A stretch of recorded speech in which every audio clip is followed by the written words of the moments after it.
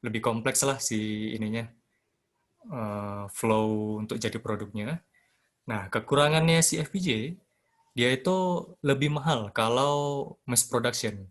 Makanya kalau di HP kalian, kan ada tuh namanya Snapdragon sekian-sekian atau Kirin. Nah, itu nggak ada yang isinya FPGA. Paling nanti FPGA-nya pada saat development pembuat HP-nya. Karena HP kan mass production. Sedangkan kalau yang tidak mass production bisa pakai FPGA. Nah, kita masuk ke ASIC. ASIC ini kalau kepanjangannya, ya tadi kan IC-nya itu kan IC.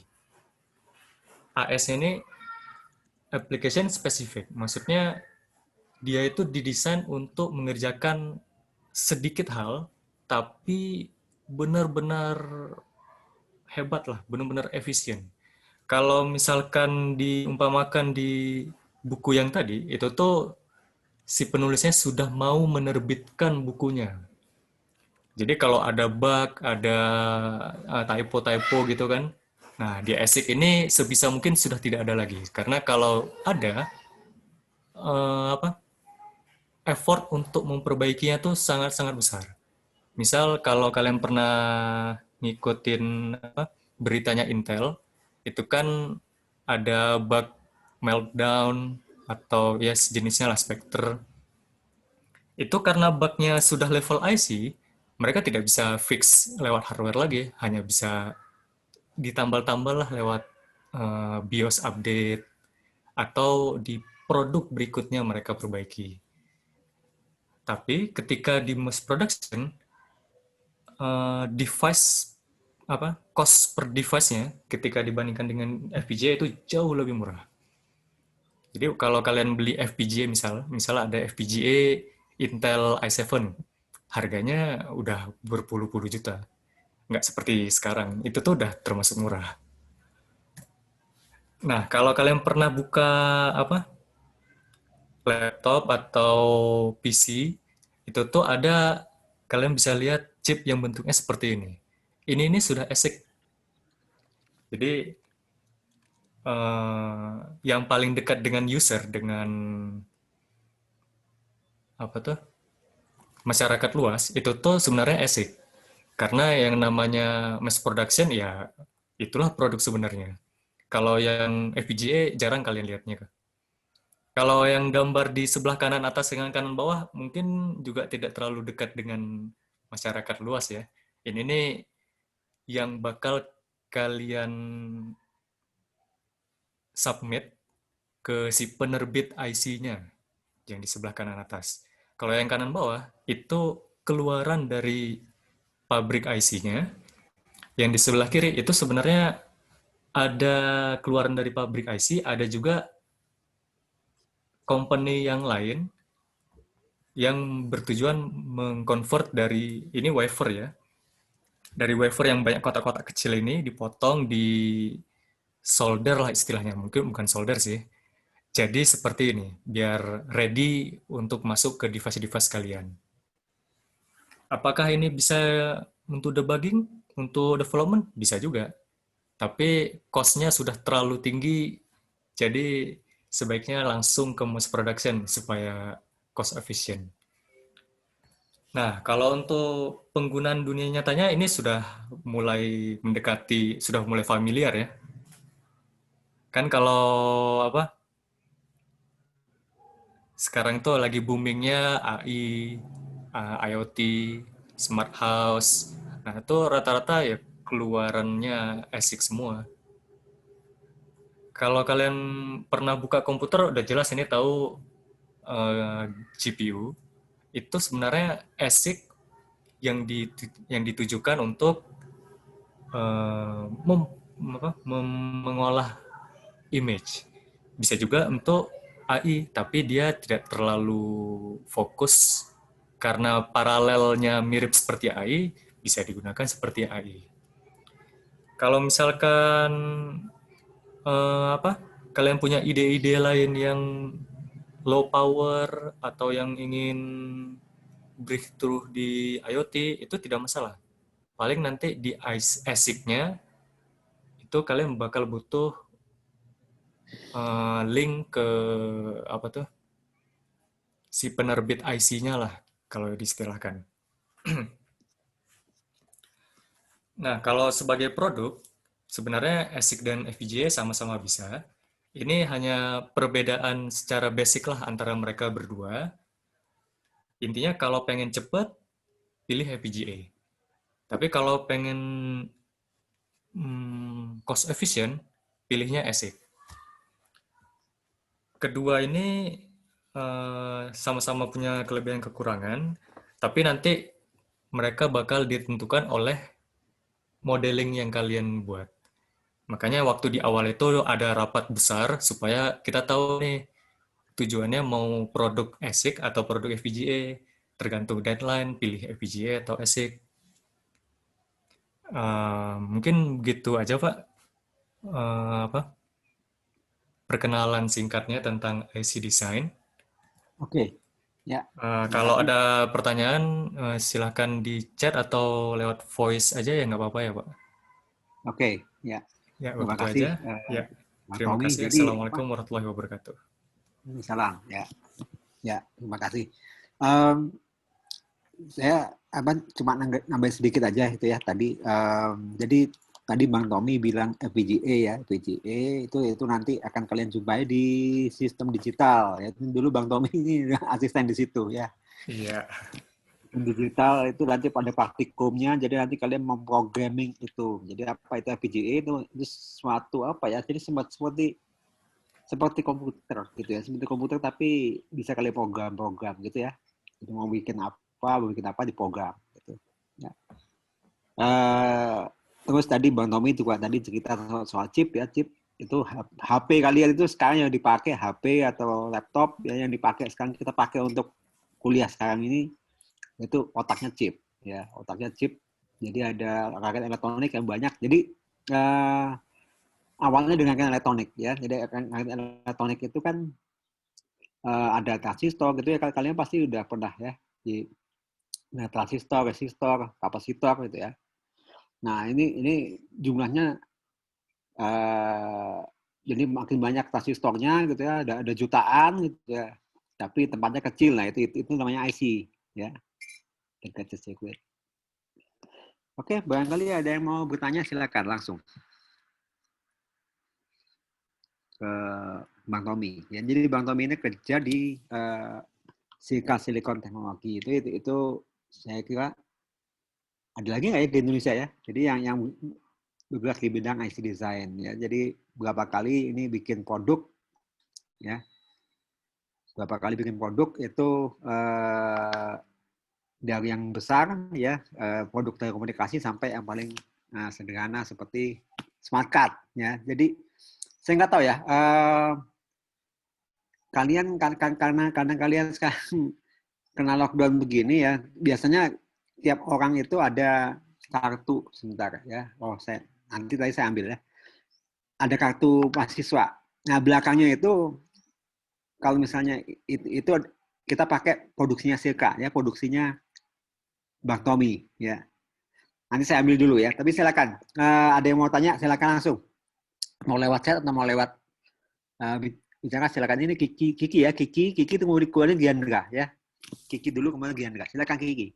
Halo Pak, ya Kak, saya mau Kak. ya, Jadi tadi bahas soal FPGA sama ASIC Kak. Dari ya, yang saya lihat dari gambarnya itu kan bentuknya kayak IC gitu ya Kak ya. iya. Cuma ini Kak, saya masih belum terlalu paham apa ya kalau dijabarkan secara bahasa yang lebih mudah kita mengerti itu lebih tepatnya kayak gimana ya Kak ya. Soalnya saya masih rumit juga gitu Kak, mikirnya itu sebenarnya apa sih gitu. Apa sih FPGA itu masih agak ini ya,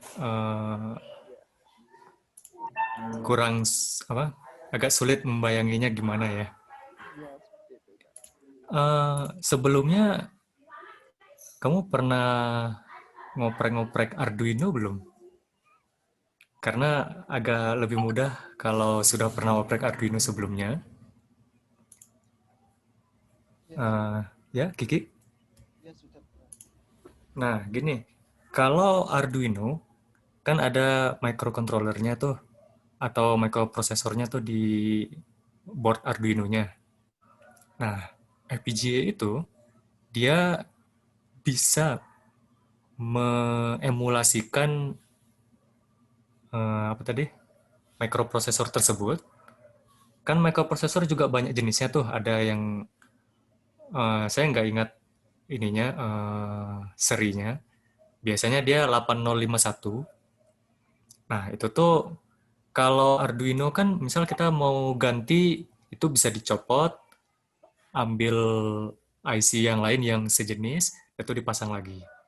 Kalau FPGA itu tidak perlu dicopot-copot. Itu dengan kita program dia, si apa microprosesornya itu seakan-akan bisa ganti jadi microprosesor yang sudah kita update. Kalau Arduino kan yang kita program itu softwarenya. Nah, kalau FPGA yang kita program itu si chipnya, si hardwarenya kita ubah. Seperti tanah liat kita ganti bentuknya. Apakah dia bisa diisi software juga? Bisa. Tapi nanti berbeda cara isinya. Kalau mau diumpamakan yang lain, misal kalau Arduino tuh eh, kita isi interior bangunan. Kalau FPGA, bangunannya yang bisa berubah-ubah. Gimana? Ada kebayang? Iya kak, sudah kak. Berarti kalau misal di Arduino kayak yang burn bootloader itu juga apa kak? Maksudnya sama atau gimana kak? Beda. Oh Kalau beda. yang di Arduino, bootloadernya itu si microprosesornya tetap sama, itu aja. Tapi nanti microprosesornya membaca software yang sudah kalian isi, itu ya perilakunya seperti yang sudah kalian isi itu. Tapi kalau FPGA, prosesornya yang berubah. Prosesornya yang misal dia punya apa PWM. Tahu PWM yang ngatur sinyal? Ya ya. Nah, misal PWM-nya ada satu. Kalau di microprosesor, dia tidak bisa ganti lagi. Kalau ada satu, ya satu aja. Kalau di FPGA, kalian mau tambahin nih. Misal kurang, pengennya ada 5, silakan, bisa aja ditambah. Selama si FPGA-nya sanggup, karena FPGA juga ada speknya masing-masing. Jadi secara hardware-nya dia berubah. Berarti Kalau misalkan, ya, berarti hardware-nya diganti secara keseluruhan gitu kak? Secara fisiknya diganti gitu? bukan Atau fisik tetap sih. program di dalamnya? Eh, kalau fisiknya tetap, dia kan misal ada 100 pin nih. Kalau di microcontroller, misal ya, misal 100 pinnya itu 5 untuk I2C, 5 untuk SPI, 5 untuk PWM. Nah, yang kalian bisa program tetap 5 itu kan. Nggak bisa I2C atau SPI-nya kalian buat jadi 10 buah, nggak bisa kan. Nah, kalau di FPGA, jumlah I2C SPI-nya tuh bisa kalian tambah, bisa kalian kurangi, dan bisa kalian program masing-masing. Jadi keleluasaannya tuh lebih lebih free lah daripada si Arduino. Iya baik kak, terima kasih kak. Ya, sama-sama. Silakan kalau ada yang mau bertanya lagi. Itu berikutnya Diandra. Diandra. Silakan Diandra.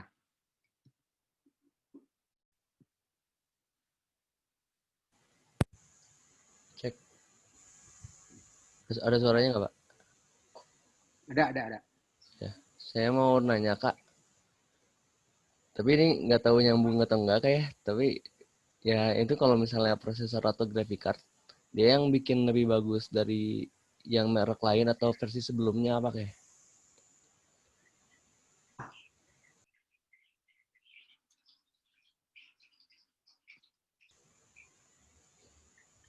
Ya, halo. Kedengaran nggak, Halo? Kak? Oh ya, ya. Ya? Oh, sorry, sorry. Tadi ke mute. Yang mau kamu tanyakan itu, misal graphic card 10 tahun sebelumnya, 5 tahun sebelumnya, dengan yang sekarang tuh, kenapa bisa lebih cepat ya? Ya, Itu. seperti itulah. Nah, begini.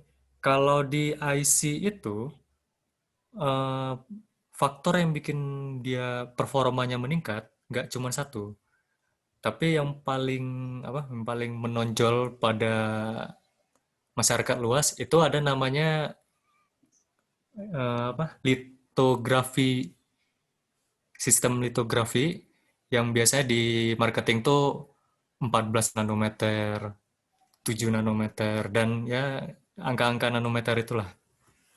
Nah, intinya dengan memperkecil angka nanometer itu artinya ukuran transistor atau IC yang dimasukkan ke dalam sebuah chip itu bisa lebih banyak. Ya karena lebih kecil kan. Nah, dengan banyaknya transistor dan segala macam yang di dalam IC itu, seakan-akan kalau dalam manusia tuh otaknya makin besar, kan tidak bisa. Nah, kalau sekarang tuh otaknya sama, tapi saraf-sarafnya semakin banyak, semakin bisa interkoneksi dan ke mana-mana ke dalam otaknya. Makanya hanya dengan satu faktor itu bisa jadi meningkat performanya. Apakah cuma itu? Enggak juga. Metode-metode apa desain banyak. Jadi improve secara fisik yang tadi nanometer tadi, improve secara desain. Misal ada pakai AI atau apa tuh yang multi-core kalau di prosesor. Jadi kalau dibilang kenapa bisa lebih cepat, karena ini improve di banyak faktor. Kalau mau dijelaskan lebih rincinya agak sulit sih kalau di chat aja. Gini, kalau di perumpamaan supercar, kan supercar zaman dulu paling ya 200 kilometer udah hebat banget. Kalau sekarang 200 kilometer per jam itu wah masih cupu lah. Sekarang tuh udah 300 udah 400 kilometer per jam top speednya. Dan tuh marketingnya apa tuh 0 sampai 60 kilometer per jam dalam 2 detik. Dulu mana bisa begitu kan? Padahal ukuran mobilnya ya beda-beda tipis lah. Bagaimana, Yandra? Jawab, Kak. Oke, Ya, ya. Oke, dia masih ada pertanyaan lain? Sebentar. Ya, saya Pak mau tanya Pak. Silakan, silakan, silakan, oke. silakan. Ya. Untuk pembuatan transistor berukuran nano tadi itu caranya gimana ya Pak? Maksudnya gimana caranya memasukkan bermiliar-miliar transistor itu dalam cuma satu 5 cm chip itu ya. Oh, yang bisa buat berukuran nano gitu. Alatnya seperti apa ya Kak? Kalau sejujurnya alatnya sendiri kalau dengan mata kepala saya sendiri saya belum pernah lihat. Kalau sesuai pengetahuan saya, alatnya itu udah benar-benar canggih. Jadi membuat transistornya tuh udah nggak pernah disentuh sama tangan lagi. Karena kalian tahu kan partikel debu itu ukurannya jauh lebih besar daripada 7 nanometer. Jadi kalau dengan tangan minyak-minyak di sidik jari kalian tuh udah mengganggu proses pembuatan IC. Nah, dia buat IC-nya itu dengan tadi saya bilang litografi, itu salah satu ya ininya lah, nama umumnya lah. Litografi itu intinya dia membuat IC dengan sinar ultraviolet atau dengan cahaya lah intinya. Pernah ini nggak? Pernah lihat, pernah tahu cara buat PCB,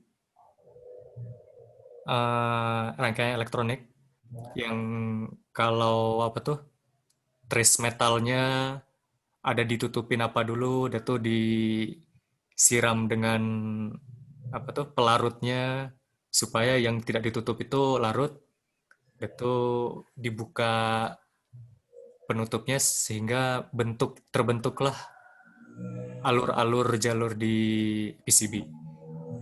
Nah, dia mirip seperti itu, tapi apa tuh penutup dengan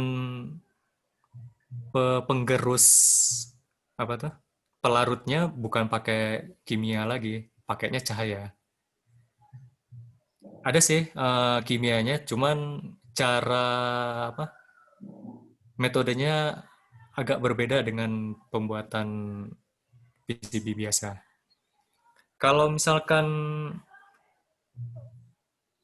masih kurang ngerti, bisa ini sih kita lihat di YouTube-nya nanti banyak ininya ilustrasinya jauh lebih mudah dimengerti lah daripada kalau cuma dibicarakan gitu aja. Oh ya, menarik juga ya. Coba saya cari YouTube-nya ya. Iya. Ya. Karena pembuatannya tuh sama sekali tidak seperti nyolder.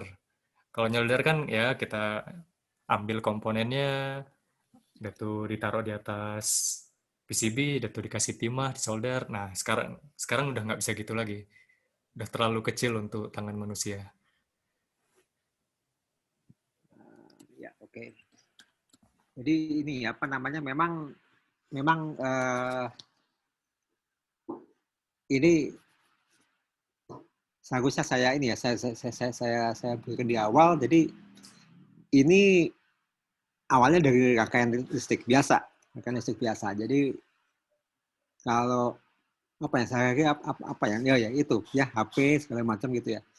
Nah ini kemudian didesain ya. Jadi ini kita maunya apa ya? Misalnya HP ini mau ditampilkan LCD-nya ya, ada LCD, ada keyboard ya. Keyboard sekarang keyboard udah ini ya, udah touchscreen. Ada mic-nya dan segala macam. Nah, itu kan kemudian dihubungkan dengan prosesornya, gitu kan? Prosesornya seperti apa? Nah, prosesornya itu didesain juga sebelumnya, didesain. Nah, itu didesain oleh perusahaan-perusahaan seperti Bang Tommy ini, gitu ya. Gitu. Itu tadi pertanyaan yang bagus ya. Jadi saya coba cari ya IC fabrikasi ya. Karena ini menaik ya. Belum tentu nanti di tingkat ya mungkin nanti di tingkat atas nanti akan ini juga ya akan bisa dijadikan topik ya. Jadi biasanya kita paling FPGA ya. Yang di Indonesia itu memang kita belum punya pabriknya ya. Makanya tadi Bang Tommy bilang belum lihat ya, memang belum lihat ya. Jadi kita berusaha seperti Bang Tommy ini, dia mendesain di sini ya, kemudian dibikinnya di luar negeri ya, sudah ada pabriknya ya. Ini saya sambil cari ini. Nah, ini ada nih. Sebentar. Saya sambil cari. Boleh ya, Bang Tommy? Udah ya? Udah ininya? Oh, udah Oh, ya. iya, Pak. Sudah bisa ya? Oke. And I've been using Doodly now for 2 weeks to create these really fun videos to share with patients, prospective patients on social media. Hi, I'm Brad Callen, and in this video, I'm going to show you how anyone can quickly and easily create doodle videos, just like the one you're watching right now, using Doodly, our drag and drop doodle software that allows anyone, regardless of tech skills.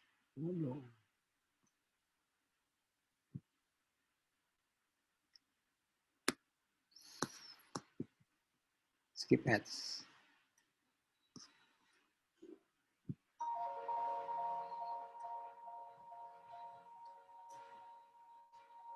Ya, tahun 43 itu orang berpikir, oh kayaknya 5 komputer bisa nih untuk dijual gitu.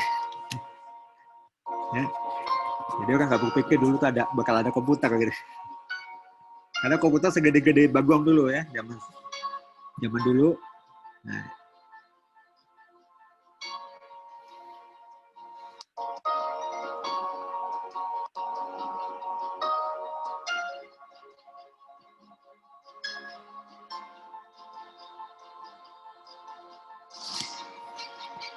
Microprocessors. They have become indispensable in our modern world and can only be produced in clean rooms under the most stringent of conditions. Sand is the basis for most microprocessors, which has a high silicon content, but also contains other bentar. Nah ya, oke. elements such as oxygen and calcium. Silikon ya, jadi ini Through heating and other bahannya dari silikon. processes, Silikon itu dari silicon is extracted pasir. from sand and Ya. cast into blocks. Jadi 25% Such a block permukaan has a bumi itu dari high pasir. level of purity Dia dari and is silikon. called ingot. The block is cut into wafers of the desired thickness of anywhere from 0.5 to 1.5 millimeters, depending on their intended use. The wafer is then polished and subject to rigorous inspection. If the wafer passes the subsequent inspection, the first step of production begins, which is Ya, jadi ini tadi kan ini bahannya silikon ya. Jadi makanya ada istilah Silicon Valley ya. Silikon semuanya kok bilang silikon, apa sih silikon? Silikon ada bahan baku chip ini gitu ya. Transistor nanti kalian akan mempelajari di rangkaian elektronika kalau nggak salah. Rangkaian listrik ya, rangkaian listrik sedikit ya, elektronika agak banyak ya. Jadi bahan baku transistor itu apa? Silikon. Silikon itu apa? Itu salah satu unsur kimia yang silikon ya, itu banyak didapat di pasir ya. Nah, ini kemudian pasir laut misalnya, atau ya, terus kemudian mereka bikin seperti ini ya, bentuknya seperti ini ya, bulat-bulat begini ya. Jadi kayak tabung begini, kemudian dipotong-potong kecil-kecil ya. Ini namanya wafer. Makanya kalau teman-teman sekalian suka jajan di mana, di Indomaret atau Alfamart, itu ada wafer kayak gitu. Jadi nanti bentuknya kayak wafer ya. is called front end of line. Here, the integration of transistors takes place. In the first step, a layer of silicon dioxide is laid down on top of the wafer, upon which a layer of silicon nitride is applied. Then, a very thin coating of photoresist is applied. A spin coating technique is typically used to spread the photoresist over the surface.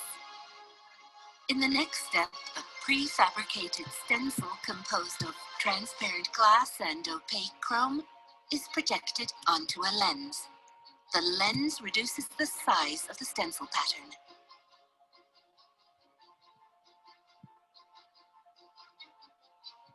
The photoresist becomes soluble wherever it is exposed to UV light. The dark areas here indicate the regions that are to be removed. These can be removed through the application of appropriate solvent. Let's look at the surface a little bit closer now. The solvent uncovers part of the silicon nitride layer which lies beneath the photoresist. Ya, ini ngerti nggak? Ini di permukaannya ya, jadi seperti ini ya. Kalau diperbesar. The application of Ya, corrosive silicon nitride. liquid etch away the desired regions of the other layers in order to expose the silicon.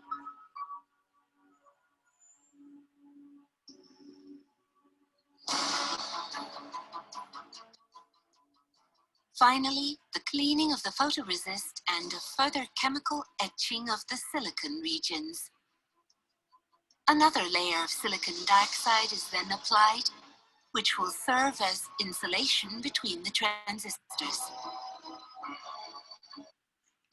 Etching and grinding processes expose the silicon underneath. Photolithography is used once again in the process of doping the silicon regions for the purpose of protecting the regions which are not to be doped.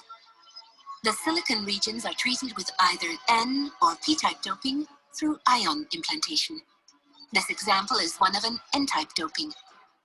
The photoresist can finally be removed. Looking at the doped regions, it can be seen that the implanted electrons are able to move freely and thus are able to carry electrical current. Finally, the creation of the gate dielectric, in which photoresist will be used to make source and drain areas through the implantation of foreign atoms. This is the fundamental structure of transistors. At this point, the front end of line is completed. From here, the back end of line begins. Ya, sebentar. Of foreign atom completed. From here, the back end point, the front end of line is completed. Of transistors. Ini ya, ini transistor. Ya, jadi kalau nanti di elektronika, ya nanti di elektronika nanti kalian akan belajar transistor. Nah, transistor bentuk fisiknya seperti ini. Ya, bentuk fisiknya seperti ini. Ini ada gate, ya. Jadi ada ini jenis transistor tipe FET, ya. Ada gate, ini source, ini drain, ya. Jadi dibikinnya seperti ini, ya. Ini kalian nggak usah detail apa. Jadi cukup ini aja, cukup ngerti dikit-dikit aja, ya. Nggak usah detail dulu, tapi nanti di elektronika nanti ini ada, ya. At this point, the front end of line is completed. From here, the back end of line begins. The back end of line begins with the application of undoped silicate glass in which holes for connection purposes are created. These will then be filled with tungsten and the electrical connections between the transistors will be created. The end result is a wafer full of chips which will be separated from each other using a saw and then embedded in a housing. Nah, itu dipotong-potong, ya. Ya, tadi lihat, ya, itu dari ini, ya, ini dipotong-potong, ya, dipotong-potong kecil. Nah, itu kemudian dimasukin ke dalam chip. Nah, jadi deh, ya. Nah, ini chipnya kemudian dihubungkan.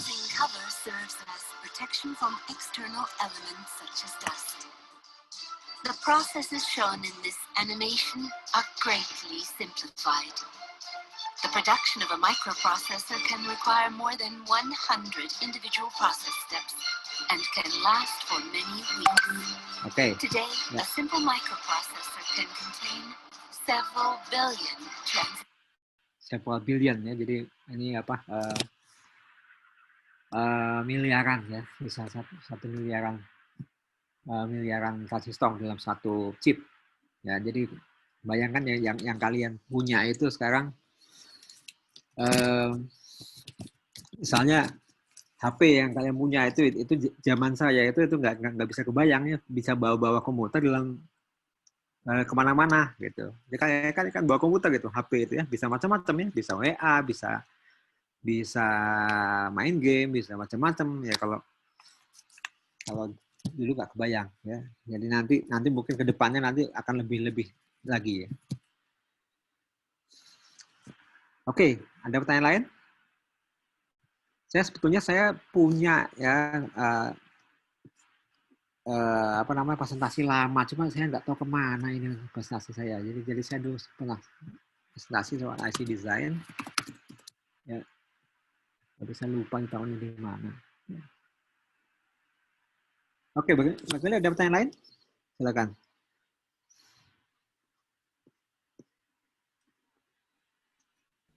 Pak, saya mau tanya lagi, boleh, Pak? Silakan, boleh. Ya, kan itu Kak, RAM itu termasuk IC ya, Kak? Iya, termasuk IC. Nah, Itu konsepnya gimana sih Kak? Kok RAM yang sekecil itu dia terkadang bisa menyimpan apa spek yang besar-besar gitu loh Kak? Sebenarnya ada RAM, ada SRAM, dan jenis-jenis RAM lainnya. Mereka juga masuk dalam kategori memori. Jadi kalau RAM itu dia memori yang sementara. Kalau misalkan SSD, tahu kan SSD? Itu memori yang permanen. Walaupun realnya tidak 100% permanen sih, tapi sudah termasuk permanen. Nah, dalam mendesain memori ini, dia agak ada yang beda sedikit dengan desain chip seperti prosesor. Ada namanya 3D NAND. Jadi resistor dan komponen-komponen untuk membuat RAM itu bukan hanya dibuat secara horizontal, tapi dia ditumpuk secara vertikal. Jadi kalau misalkan kita umpamakan gedung itu dia udah ratusan tingkat gedungnya. Bukan diperluas lahannya, tapi ditinggikan bangunannya. Nah, dengan teknologi 3D NAND itu, makanya dengan ukuran yang ya cuman berapa senti doang udah bisa bergiga-giga. Apalagi kalau SSD kan udah ada yang sampai tera kan ininya ukurannya. Makanya kalau kalian tanya apa dia IC atau bukan, iya IC. Tapi mungkin agak sedikit berbeda dengan IC yang kita bahas di apa nih prosesor atau GPU. Gimana? Iya Kak, sudah Kak. Terima kasih Kak. Iya, sama-sama. Ya. Oke. Ya. Ada lagi, tanya lagi? Bentar, ini saya masih cari punya saya dulu itu kemana ya? Ada waktu itu pernah saya, nggak apa-apa lah, coba. Udah tanya lagi? Ya, jadi tadi pertanyaannya bagus-bagus ya. Jadi ada beberapa, jadi di dalam IC itu ada beberapa bagian, ya. Ada beberapa bagian. Jadi ada memori, ya, ada prosesornya. Nah itu semuanya dibikin dalam satu IC, gitu ya. Oke.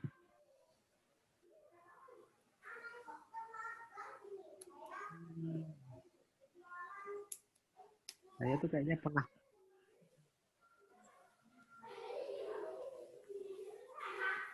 Itu tapi di mana ya?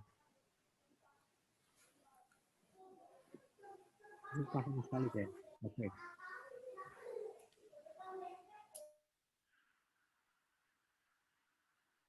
Oke. Kalau nggak ada pertanyaan lagi, ya, ada pertanyaan lagi nggak?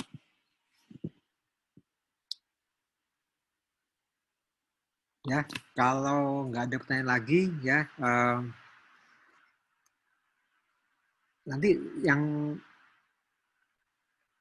mungkin nanti akan ada pelengkap dari saya ya. Jadi untuk melengkapi apa yang tadi yang disampaikan oleh Bang Tommy ya, saya juga punya sedikit paparan nanti akan saya bagikan di WA ya, karena ini udah hampir 1 jam ya, dan saya belum menemukan juga. Oke, ada pertanyaan lagi nggak? Ya, jadi ini apa yang dilakukan oleh Bang Tommy, sekali lagi yang dilakukan oleh Bang Tommy ini ya, ini mendesain IC, ya, mendesain IC. Tadi Bang Tommy cerita soal FPGA, nanti akan kalian lakukan ya di lab ya. Nanti sistem digital tuh nanti ada praktikumnya ya, ada praktikumnya nanti kalian akan memprogram itu ya. Jadi nanti menarik ya. Jadi nanti kalian akan melaksanakan, mudah-mudahan nanti pas nanti kalian praktikum corona sudah hilang ya. Jadi nanti kalian bisa praktikum ya. Nah sekarang nggak tahu gimana praktikumnya itu ya. Mudah-mudahan sudah hilang ya. Jadi kalian nanti mau program. Jadi seperti kata Bang Tommy tadi, kok mau program prosesornya gitu ya. Jadi gini, untuk kalian yang sudah pernah belajar ya pernah Arduino ya, kalau yang belum juga apa-apa ya, tapi yang sudah ngopek Arduino, sudah ngopek Raspberry itu kan kalian coding ya. Ya, coding itu software ya. Coding kan memerintah si IC-nya, si prosesornya supaya si Arduino-nya supaya berlaku seperti yang kita inginkan gitu kan ya. Ya. Nah, sekarang dengan Bang Tommy juga bikin coding ya, coding tapi dia membikin itunya si prosesornya si FPGA-nya itu supaya mengikuti perintah dia juga ya, tapi secara hardware gitu. Ya. Nggak apa-apa kalau misalnya sekarang belum cukup agak ini kok belum penting semua, nggak apa-apa ya. Tapi paling enggak ada konsep ya, ada konsep. Ini mikroelektronik ini namanya juga mikro ya, kecil-kecil ya. Mikroelektronik ini bicara soal elektronika dalam bentuk yang kecil-kecil ya. Makin kecil, kenapa harus semakin kecil? Karena semakin kecil berarti semakin banyak komponen yang bisa muat, gitu kan? Semakin banyak yang bisa dibuat, ya. Semakin banyak yang bisa dilakukan oleh si chip ini, gitu ya. Sebentar, ini saya masih ada nggak ya?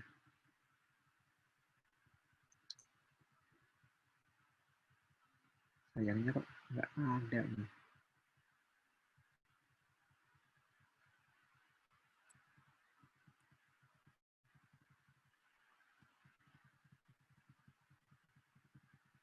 Oh,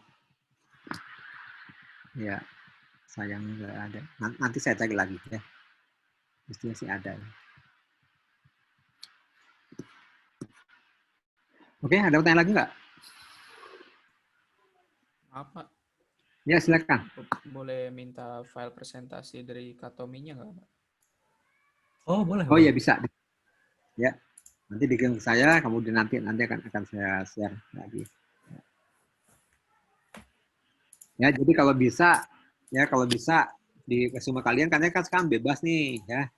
Karena ya ada kerugiannya juga, ada corona kita nggak bisa ketemu, tapi keuntungannya kalian bisa menjelajah ya. Jadi misalnya tadi dari presentasi Bang Tommy, FPGA itu apa sih? Nah, kalian cari di Wikipedia, nggak usah di copy paste banyak ya, tapi disimpulkan FPGA itu adalah ini. Nah, itu kan di resume ya. Jadi saya bisa baca, kalian udah mengerti nih soal FPGA ya. Atau mikroelektronik misalnya. Tadi Bang Tommy cerita soal desain apa? Ya, desain apa tadi yang diceritakan tadi desain Ada modelingnya.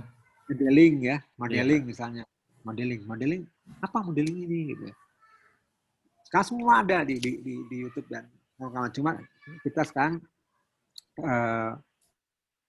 harus bisa memilah dan menentukan mana yang benar gitu ya, mana yang nyambung dengan pengetahuan yang kita inginkan gitu ya.